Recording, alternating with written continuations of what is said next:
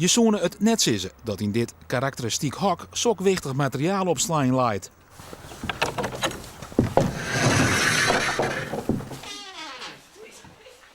Ja, de stempeldozen, maar ik ben heel nieuwsgierig. Wat zit er eigenlijk in die doos? Nou, dat ziet jullie dus in.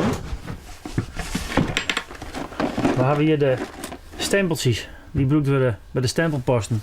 Dit is bolzat, zoals je het kistje. Al je inkpatroon, waar we natuurlijk niet in te kwart om hebben. We hebben hier de stempelpost van de stempel van de Friese Elfsteden erbij. Nog meer inkpatroon. En de inkt, is die net uitdroegen? Nee, dat hebben we al hier vervangen en dat is al hier nee. Juist wel? Verder hebben we hier, ik heb hier al je hesjes staan die alle vrijwilligers straks die krijgen ze on om herkenbaar te wezen dat zij u helpen natuurlijk. Ik heb hier alle wedstrijdban, de jermban voor de wedstrijdrieders. Ik voor de tochtrieders hebben we de tochtban. Alsjeblieft. En de kruisjes, wel is het die? Ja, die lezen in het kluis. Een geheim plak.